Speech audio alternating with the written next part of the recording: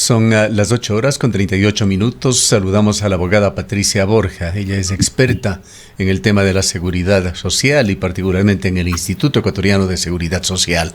Abogada Borja, ¿qué grado de credibilidad, de certeza tienen los reclamos que han hecho altas autoridades del IES, el presidente del directorio, también uno de los vocales de este directorio del IES, del Consejo Directivo, que han dado una voz de alarma sobre la situación del IES generada por las deudas que el gobierno mantiene con el Instituto de Seguridad Social? Muy buenos días, licenciado Gustavo. Muchísimas gracias por la invitación. Un saludo para toda la audiencia. Ciertamente en este caso, primero, realmente la situación es bastante delicada. En segundo lugar, el IES cuenta con todos los datos, con toda la información, inclusive todos estos particulares, por ejemplo, en cuanto al monto adeudado por parte del Estado ecuatoriano y específicamente en cuanto a los intereses que ya se han generado por falta del pago oportuno de la contribución estatal del 40% para las pensiones jubilares, fue enunciado durante la audiencia de este día martes en la Corte Constitucional, porque en dicha audiencia la Corte Constitucional escuchó al Ministerio de Economía y Finanzas a través de sus representantes, obviamente también a la Presidencia de la República, en el marco del tratamiento de este proyecto de decreto ley de urgencia en materia económica para el equilibrio, organización, entre otros particulares, de las finanzas públicas. Es un nombre bastante extenso de este proyecto de decreto ley que fue presentado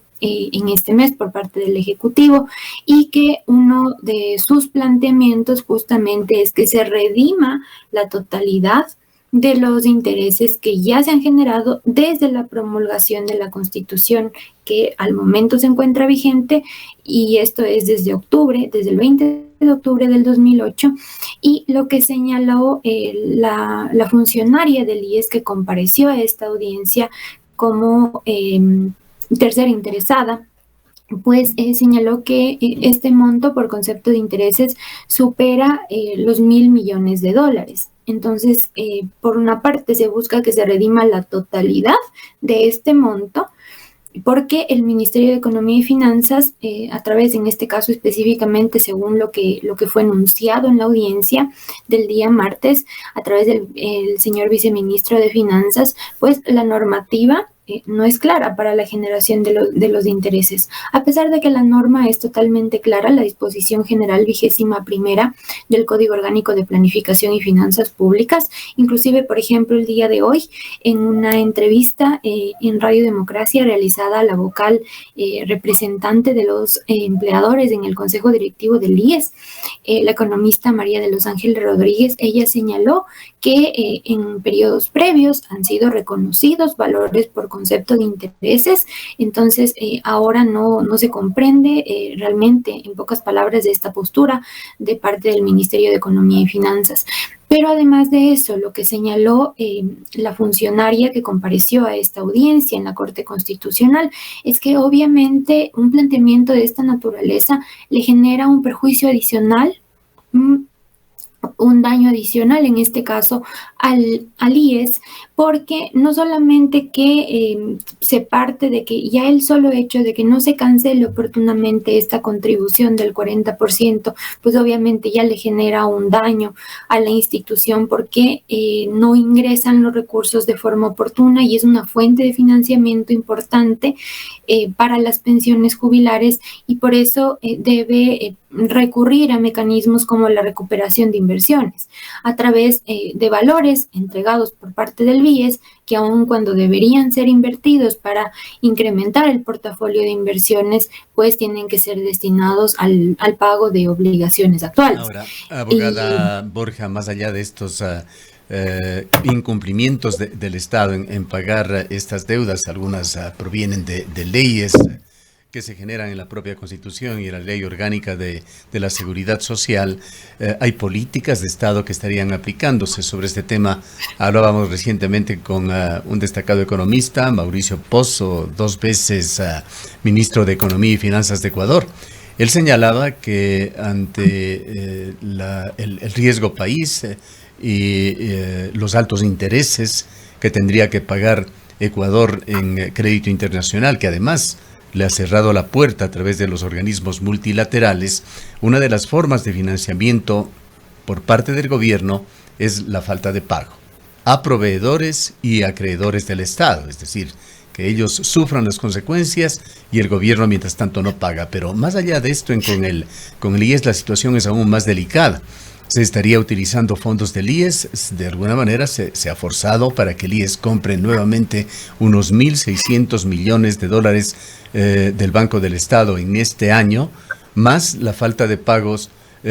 Nos señalaba, me parece que una carta, la propia economista María de los Ángeles Rodríguez, que esto ha significado un financiamiento del presupuesto del Estado del orden de 3.000 millones de dólares en este año por parte del gobierno de Guillermo Lasso. ¿Tiene usted una confirmación, una constatación sobre estos hechos? En este caso, el día de ayer, el señor ministro de Economía y Finanzas y en la cuenta de Twitter del Ministerio de Economía y Finanzas fue publicado un comunicado. Y también en la cuenta del señor ministro de Economía y Finanzas antes se llamaba Twitter, ahora X, se colocaba las capturas de pantalla de un oficio que ha sido remitido por parte del ministro de Economía y Finanzas en respuesta a la carta u oficio emitido por parte de la economista María de los Ángeles Rodríguez. En este caso, también el presidente del directorio del Consejo Directivo emitió otra carta. Realmente lo que he podido tener conocimiento es que ha habido un oficio emitido en el mes de agosto, el 10 de agosto de este año 2023, y ha sido suscrito por las 3 personas que integran el Consejo Directivo del IES, en el que han solicitado e insistido al Ministerio de Economía y Finanzas que realicen la respectiva transferencia de los valores por concepto de los montos que se encuentran pendientes de pago por distintas obligaciones del Estado con el Instituto Ecuatoriano de Seguridad Social. Igualmente hay un oficio emitido por el señor director general del IES sobre estos particulares, específicamente en cuanto a la contribución del 40%. Según lo que señala, volviendo a lo que estaba mencionando previamente, según lo que señala el señor ministro de Economía y Finanzas, estos valores por concepto de inversiones en bonos del Estado parten de la planificación y de la decisión del Banco del Instituto Ecuatoriano de Seguridad Social, según su presupuesto aprobado para este Usted sabe año. Que hay una línea de dependencia allí de la gerencia del banco con la presidencia de el IES, y el presidente del IES es un funcionario puesto por el propio gobierno de Guillermo Lasso. Precisamente que eso también hay que considerar, eso le iba a mencionar, en el sentido de que primero se trata de una responsabilidad de parte del BIES, porque el BIES, de acuerdo con la Constitución, tiene que canalizar los fondos y las inversiones de los fondos previsionales del IES sobre la base de criterios o principios como la rentabilidad. Entonces, a pesar de que se trata de obligaciones diferentes, pues lamentablemente es bastante preocupante que aun cuando el Estado ya tiene varias obligaciones con el IES por concepto de obligaciones financieras o para el financiamiento de prestaciones que no ha cumplido oportunamente, pues también en el caso del BIES se destinen valores por concepto de inversiones en bonos del Estado. Pero además también hay que considerar cuál es la integración del directorio del Banco del Instituto Ecuatoriano de Seguridad Social. Como usted señalaba, hay 2 representantes realmente de la función ejecutiva, quien en este momento está presidiendo el Consejo Directivo del IES y también el ministro de Economía y Finanzas o su delegado, tal y como estaba previsto, o está previsto, mejor dicho, como tal, en la ley del Banco del Instituto Ecuatoriano de Seguridad Social. Inclusive la Organización Internacional de Trabajo realizó algunas observaciones sobre la gobernabilidad del Banco del Instituto Ecuatoriano de Seguridad Social. Y en este caso específico sobre la conformación del directorio del BIES, realizaba también algunos comentarios en torno a una no adecuada conformación o estructuración de este directorio, porque primero tiene 4 integrantes, el presidente del directorio tiene inclusive voto dirimente, y pues no hay una adecuada aplicación del principio de participación y del esquema tripartito previsto por parte de la Organización Internacional de Trabajo. Entonces, realmente le puedo mencionar que en principio se trata de una o de decisiones del Banco del Instituto Ecuatoriano de Seguridad Social, pero siempre se debe analizar la rentabilidad. Entonces aquí hay muchas observaciones sobre este tema. Y más allá de estos particulares, lo cierto es que son obligaciones que tiene el Estado y no puede, realmente me pareció bastante de alguna manera o contradictorio, inclusive o paradójico, que por una parte se señale en el comunicado del Ministerio de Economía y Finanzas que el gobierno nacional está garantizando la sostenibilidad del IES, a pesar de que está planteando en un proyecto de decreto ley que se redima la totalidad de los intereses, pero no solo eso, sino que también plantea que ya no se genere intereses por valores que se encuentran pendientes de pago por concepto de la contribución estatal del 40%. Ahora, hay algunos aspectos que analizar dentro de esto. Me remito nuevamente a estas comunicaciones que se han enviado al Ministerio de Finanzas. Allí se habla también de la desinversión que ha tenido que hacer el IES. Esto, en pocas palabras y para ponerlo coloquialmente y muy claro para quienes nos escuchan, es matar a la gallina de los huevos de oro.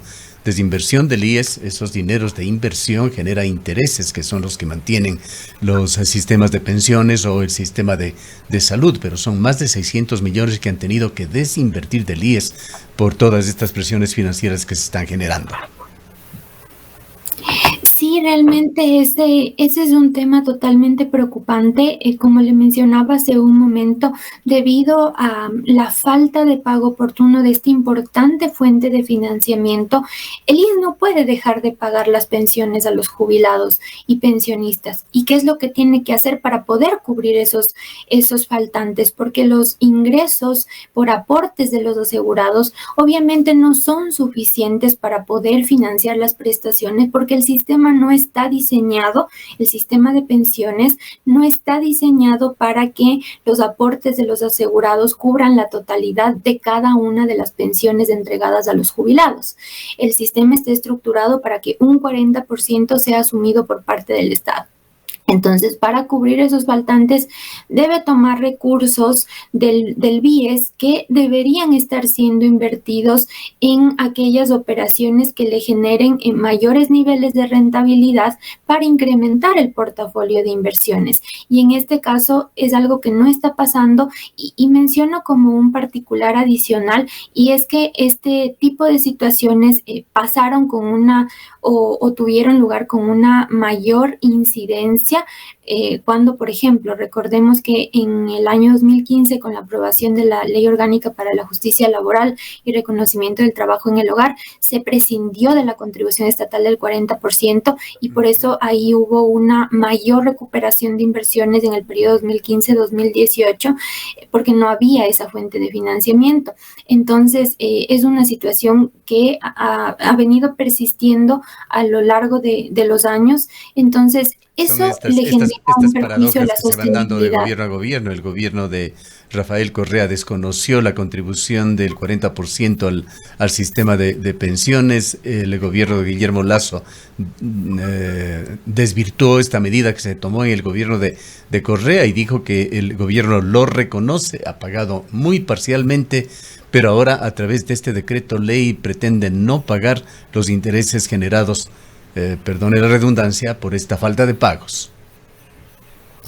Sí, en este caso parte todo de una decisión de la Corte Constitucional de 2018 que dispuso que se restituyera la contribución del 40% a partir del año 2019, pero también el gobierno del licenciado Lenín Moreno no había cancelado la totalidad de los valores por concepto de la contribución del 40%. En el 2019 el IES mencionaba que apenas había sido cubierto el 28%. de esta contribución, y en los periodos subsiguientes pues tampoco ha existido pagos oportunos. Lo propio en el gobierno actual, que por ejemplo, según la información del propio IES, en este año 2023 tan solo, y ni siquiera de forma completa, se ha pagado o se ha cubierto solo el mes de enero y el mes de febrero por concepto de la contribución del 40%.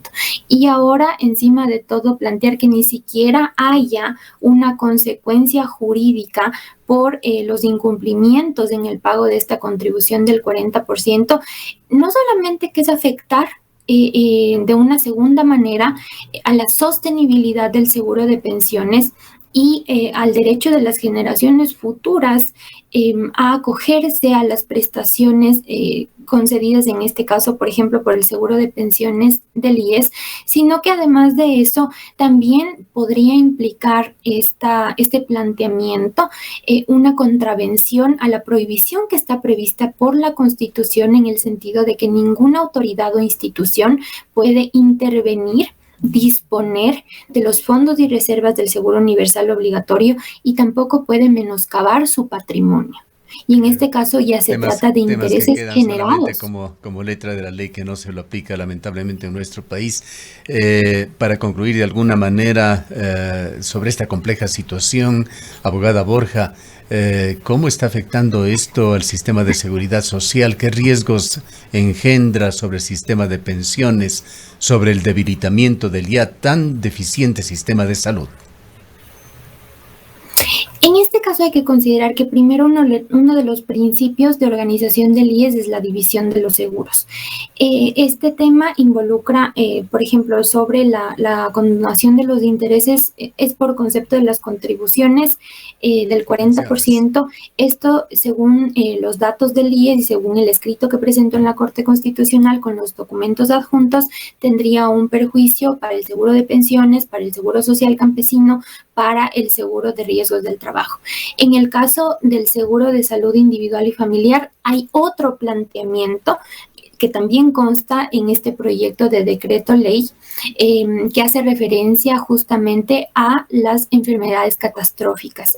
El proyecto de decreto ley está planteando que el Estado tan solo cubra el 33.33% del tratamiento y atención para aquellos asegurados que lamentablemente padezcan de enfermedades catastróficas. Pero además de eso, este proyecto de decreto ley está condicionando realmente la asignación de este 33.33% a la presentación de afectaría directamente también a las personas con enfermedades catastróficas que son afiliados al IES.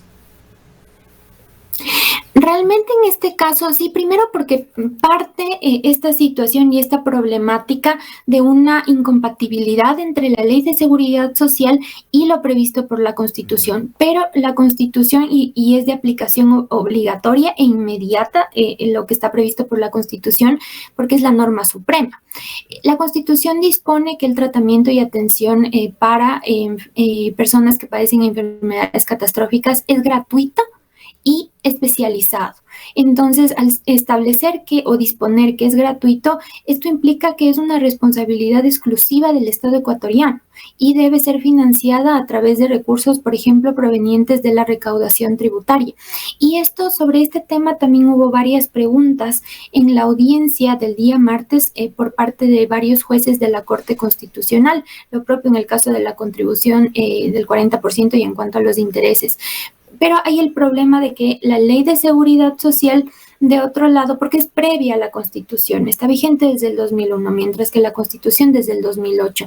Y lo que dispone la Ley de Seguridad Social es que debe haber un fondo tripartito, financiado con el aporte de los asegurados, el aporte de los empleadores y la contribución obligatoria del Estado. Para más, abogada Borja. En todo caso, este decreto ley está en manos de la Corte Constitucional y tendrá que dirimirlo. Exactamente. Exactamente, hay que estar al pendiente de lo que determine la Corte. Otro tema muy importante para nuestros oyentes, para usted, para nosotros, es lo que sucederá este domingo con el debate de los presidenciables. Será muy importante conocer los compromisos. Ojalá se toque este tema, pues se va a tratar temas de economía y sociedad. Ojalá se lo toque, pero es importante conocer los compromisos de los dos candidatos a la presidencia de la República con respecto a la seguridad social. Por allí hay una y otra oferta, entre ellas Daniel Noboa ha ofrecido incrementar la pensión mínima, no lo ha dicho cómo lo va a hacer, con qué financiamiento.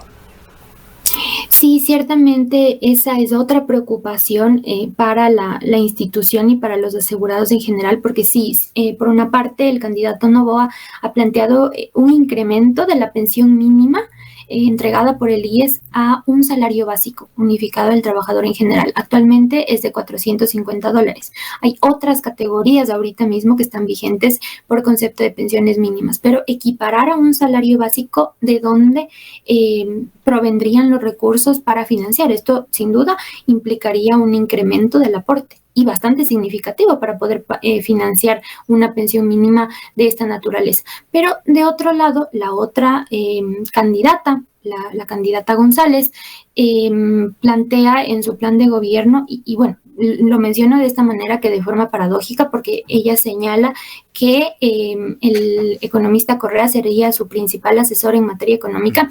Recordemos lo que ya pasó en el año 2015, cuando el presidente Correa, igualmente a través de lo que le mencionaban su representante en el Consejo Directivo del IES, señalaba que el IES tiene superávit.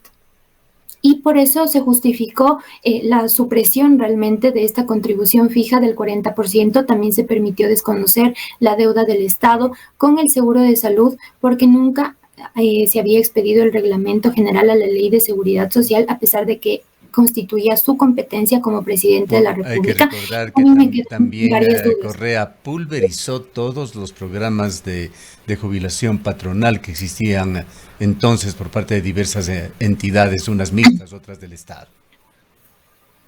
En ese caso es otro aspecto, no específicamente vinculado con la seguridad social, porque la jubilación patronal guarda relación más bien con un derecho laboral, tal y como está prevista por el Código de Trabajo. No me refiero a esta jubilación patronal, sino a programas que existían de jubilación complementaria, me parece que es la palabra más correcta. En este caso sobre la decisión a través de una ley igualmente sobre los fondos previsionales complementarios cerrados. Exacto. Que pasaron al BIES. Luego de varios años hubo inclusive una decisión de parte de la Superintendencia de Bancos que cuestionó los procesos por los cuales varios fondos que justamente son privados pasaron al banco del Instituto Ecuatoriano de Seguridad Social, y lo que determinó la Superintendencia de Bancos es que deberían volver a la administración que tenían previamente, porque son cosas que realmente no podemos olvidarnos, hubo... y políticas que podrían volver a aplicarse.